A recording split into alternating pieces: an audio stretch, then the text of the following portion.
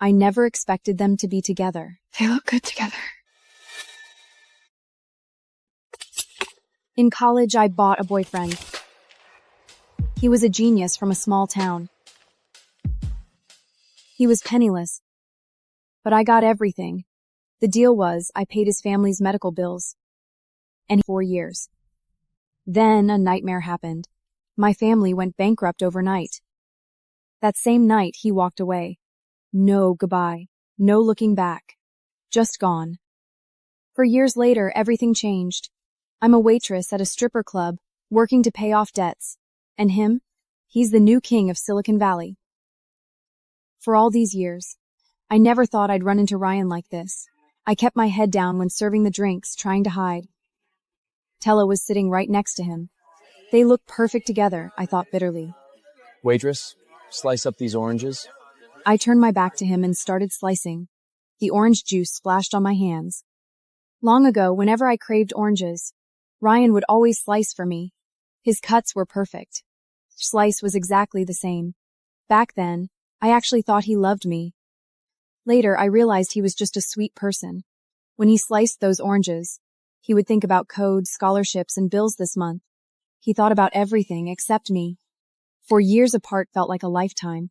Suddenly, they started talking about college romances. Someone said, I heard you had a girlfriend back then, Ryan. My hand froze. I heard you had a girlfriend back then, Ryan. My hand froze. Yeah. Wow, 4 years.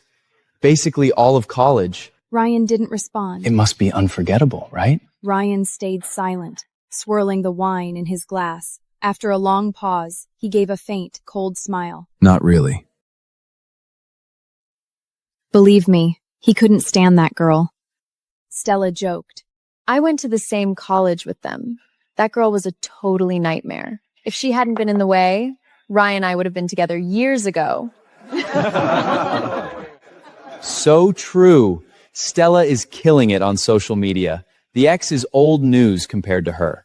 The room is filled with laughter again. I grabbed the tray, wanting to get out of there. Suddenly, the knife slips. Out! The sound drew everyone's attention. Even cut fruit? I'm so sorry. I'll go get a new one. Wait. Ryan's voice stopped me cold. Turn around. He spoke slowly, one word at a time. I froze. I felt like I was nailed to the floor. Turn around. I froze. Just then, the manager stepped in. I'm so sorry. She's new. This tray is on the homes today. Go. Get a new one, now. I finally escaped the room. Be more careful next time. If they complain, you're working for nothing tonight. Thank you. That VIP room is full of big shots, especially that young CEO. We cannot afford to offend him. I'm scared. Could you deliver the oranges for me? Sure. I stood in the hallway, realized something bitter. I am the nightmare ex they were talking about. I still remember our freshman year. Ryan stood in the crowd in his faded old clothes. He was totally an outsider, but he was the only one I saw. Until last week, when he suddenly showed up. I loved his cold, calm voice when he was talking to me.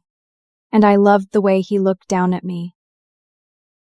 Ryan was desperate for money back then. So one night after class, I grabbed his hand. I like you, Ryan. Be with me. I have money. We can share. I could even pay you for one night. No. He said no, of course. But I was young and spoiled. I didn't know the word lose meant. The more he said no, the harder I chased him. Everything changed when his grandfather got sick. Without thinking, I paid all the medical bills. That was the moment Ryan finally gave in. I was so stupid. I thought I was being a hero. It took me a long time to realize. I got the man. But I crushed his soul. Even after we started dating, he worked every single day. He barely touched my money, but things got worse. People started to spread rumors. They said he had sold himself. I was so naive. I just held his hand and said, Ignore them. I lived in my own little world. Never realized Ryan was fighting his war all alone. Senior year, my family lost everything. I didn't tell him the truth. I just called him out and said, Let's break up. Why? I'm bored of you. Fine. As you wish. Just like that, we were over. I figured he was happy to finally be free. The day we broke up, I changed my phone and left town to pay off the debts. I didn't move back until 3 months ago. Ryan looks amazing now. He was always a genius, the top of our class. Only 4 years after graduation, he's a tech mogul on the cover of Fortune. I never expected them to be together. They look good together. They look good together. Standing by the elevator, I tried to swallow the bitterness in my chest. It was 4 a.m. when I finished my shift. I was the last one out of the club. The lights were off, and the elevator wasn't running. I kept hitting the button, hoping for a miracle. You should call security, a voice said behind me. I looked back, and there he was, Ryan. I called, my hands shaking. The elevator opened. We stood together in the tiny, quiet space. You always get off this late? He asked casually. We leave when the last guest leaves. Does it pay well? It's okay. I kept my head down. He acted like I was a total stranger, chatting away as if nothing happened. This elevator is slow. My girlfriend is waiting for me. She must be worried. My heart skipped a beat. He was talking about Stella. What about you? Working so late. Doesn't your boyfriend pick you up? Doesn't your boyfriend pick you up? I live nearby. The elevator doors opened. I tried to run, but Ryan grabbed my arm. Why are you always running, Chloe? Where else can you go? He looked exactly like the same boy from my past, but his eyes were colder. You just vanished, Chloe. Phone disconnected. No one can reach you. You're so good at disappearing. I finally looked at him. You've done your research, haven't you, Ryan? My family went bankrupt. I'm still in debt. Why didn't you tell me then? Was your pride that important? I was speechless. Chloe? Is that you?